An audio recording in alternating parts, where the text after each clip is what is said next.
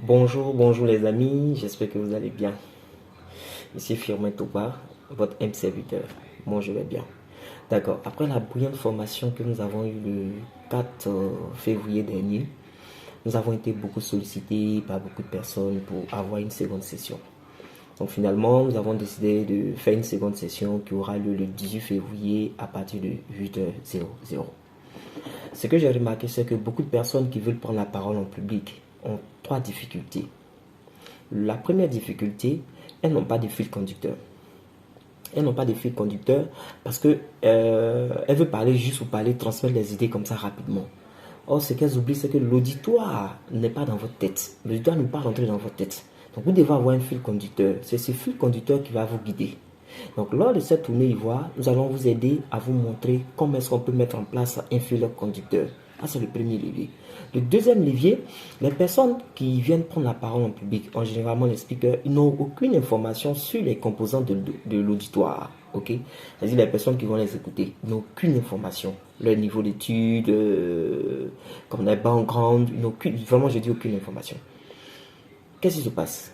C'est quand ces personnes arrivent en face des membres de l'auditoire qu'elles découvrent que tel à tel niveau, par sa manière de s'exprimer, tel à tel niveau, tel à tel niveau. Donc, vous êtes en face d'une situation où vous devez calibrer. Et c'est parfois difficile. Beaucoup n'arrivent pas à calibrer. Comment avoir la bonne information sur les membres de son auditoire avant même une prise de parole en public? Nous allons rentrer dans les détails lors de la formation du 18 février. Le troisième levier, qui est le levier le plus important pour moi, comme je le dis toujours, vous devez avoir un objectif clair. Un objectif clair. Je prends la parole pourquoi? Dans quel contexte je prends la parole? Est-ce que ma prise de parole en public va être longue? Est-ce que mon intervention doit durer? Est-ce que le discours que je dois faire, ça doit être long ou court? Donc tous ces éléments, vous posez des questions d'abord là-dessus. Quand vous avez fini de trouver les réponses, pourquoi je prends la parole? En tant que qui je prends la parole? Qu'est-ce que je dois dire? Vous voyez, dans le cas d'un discours, vous avez l'objectif général et l'objectif spécifique. Donc, comment est-ce que vous allez rédiger votre discours en fonction de l'objectif général et de l'objectif spécifique qui est l'objectif que vous voulez atteindre? Vous comprenez?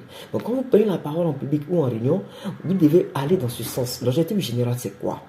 C'est ça qui vous fait l'ouverture. L'objectif spécifique, c'est quoi? C'est vous. Qu'est-ce que vous voulez atteindre comme objectif en prenant la parole en public? Donc, pour revenir sur cet élément-là, prendre la parole en public sans avoir d'objectif va nuire à votre prise de parole en public. Donc, comment mettre en place le troisième levier? Lors de la formation du 18 février, pendant la tournée ivoire, nous allons expliquer ces trois leviers pour vous permettre de réussir facilement votre prise de parole en public n'importe comment et n'importe où, à l'improviste comme préparé devant n'importe quel auditoire. Même si vous êtes timide, vous en sortirez gagnant.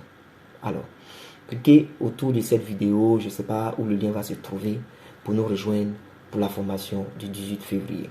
Sur ce, je vous remercie. Rendez-vous de l'autre côté. Au revoir.